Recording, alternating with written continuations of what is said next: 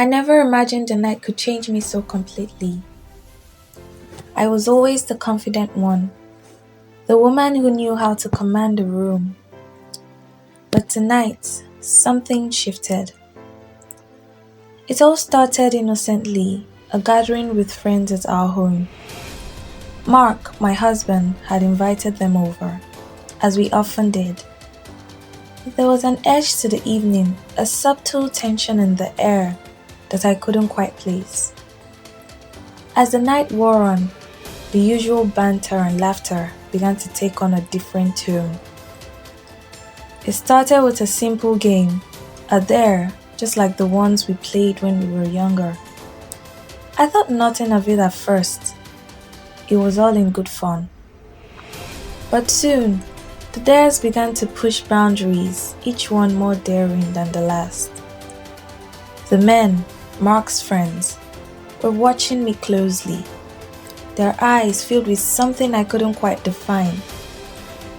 It was as if I had become the focal point of their amusement. It started slowly, a dare to dance, to flirt, to let down my guard. The room seemed to close in on me as the men's gaze grew more intense, more predatory.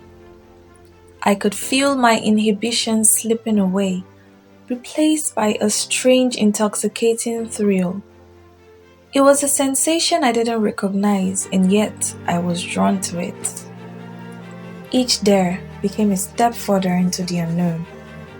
The challenges escalated, and I found myself complying, caught in the momentum of the moment. Mark's silence only amplified tension. I kept looking at him, searching for a sign, anything to anchor me to reality. But his dark, unreadable eyes offered no comfort. Instead, they seemed to urge me on. Before I knew it, the dares had taken a turn I hadn't anticipated. The playful teasing morphed into something more intense, more physical. I was pulled into an embrace, hands exploring me with a hunger that left no room for hesitation. My breath hitched as I felt the weight of the situation pressing down on me. Yet I couldn't pull away. They pushed me to places I had never ventured, places I had never even imagined. I felt a mix of fear and excitement, a cocktail of emotions that left me dizzy and disoriented. The woman I had been just hours before seemed to fade into the background, replaced by someone I didn't recognize. And Mark just stood there. His friends pushed me further, and still he did nothing. His silence was deafening, his presence looming over me like a shadow. It was at that moment that I realized he had orchestrated this, that he was enjoying watching me being consumed by the desires of others. The betrayal hit me like a cold wave, yet even then, I felt something else, a strange, twisted exhilaration that terrified me. The night became a blur of sensations. My body moved on instinct, responding to the touch of hands that weren't marks, to whispers and demands that made my pulse quicken. I was swept up in a tide of emotions, fear, pleasure, shame, and something darker that I couldn't quite name.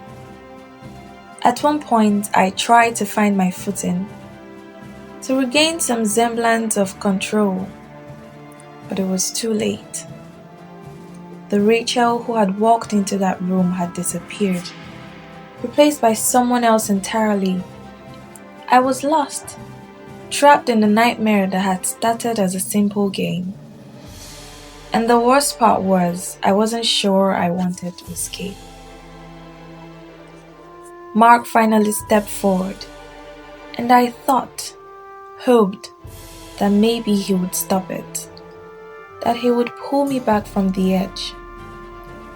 But when he joined in, his touch was familiar, yet the context was so foreign. I felt both relief and despair. At least now I wasn't alone in this degradation, but his involvement only made it more twisted. The night stretched on, the intensity never waning. I could feel my sense of self eroding with each passing second. The woman I had been, the confident, in control Rachel, was gone. In her place was someone who existed only to fulfill the desires of the men around her. As the night began to wind down, exhaustion set in. My body was marked by the night's events, my mind a tangled mess of emotions I couldn't even begin to unravel. I lay there trying to comprehend what had happened, but it was too much. All I knew was that something inside me had changed forever. Mark's friends began to leave, one by one, their expressions satisfied. Their laughter and jeers echoed in my mind, a haunting reminder of what I had become. And then, it was just the two of us, Mark and me, alone in the aftermath of the destruction we had wrought. Mark approached me, his eyes filled with a dark satisfaction that made my heart sink. I met his gaze, my heart heavy with the knowledge that this night had changed everything between us. Whatever connection we had shared was gone, replaced by something far more complex and disturbing. He finally spoke, his voice low, almost tender. "Are you okay?" he asked, as if his words could somehow undo what had just happened. I nodded, though I wasn't sure if I meant it. I couldn't bring myself to speak, the words caught in my throat. Instead, I just lay there, feeling the enormity of the situation pressing down on me. Mark reached out and brushed a strand of hair from my face, his touch gentle. But there was an edge to his actions, something that sent a shiver down my spine. "You're mine now," he said softly, his voice low and possessive, each word laced with an intensity that made my heart race. His hand lingered on my cheek, the warmth of his palm seeping into my skin, igniting a fire that spread through my entire body.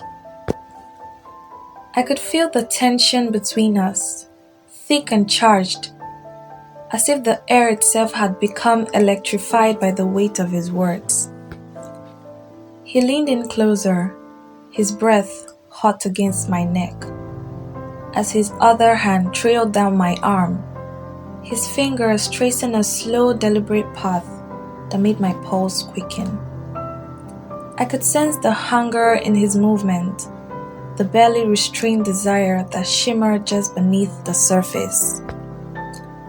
It was as though he was holding himself back, savoring the anticipation, drawing out the moment until it was nearly unbearable.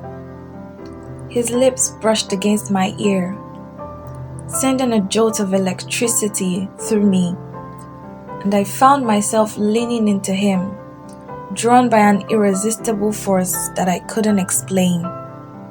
Mark's hand slid down to my waist, pulling me closer until our bodies were pressed together, the heat between us almost suffocating. I could feel the strength of his grip, the possessiveness in the way he held me, as though he was claiming me, marking me as his own. His lips found mine, the kiss searing and intense, a raw expression of the desire that had been building between us. The world around us seemed to fade away, leaving only the two of us, lost in the heat of the moment, consumed by the passion that had ignited like a wildfire, unstoppable and all-consuming. I had crossed the line and there was no going back. The life I had known, The woman I had been. It was all gone, replaced by something darker, something I wasn't sure I could live with. As Mark's gaze lingered on me, I realized that I was truly alone in this new reality. Whatever bond we had once shared had been severed, replaced by something far more twisted. The morning light filtered through the curtains. I lay there, my body aching, my mind numb. I tried to piece together the events of the night, but the more I tried, the more everything blurred into a haze of emotions and sensations. I felt hollow, like a part of me had been ripped away, leaving only an empty shell behind. Mark was still there, watching me with those same dark, unreadable eyes. There was a coldness to him now, something I hadn't seen before. He finally broke the silence, his voice cutting through the stillness. "Last night was a turning point," he said, his tone matter of fact. "Things are different now. You're different now." His words sent a chill down my spine. I knew he was right. I was different. The woman I had been, the confident, in control Rachel, was gone.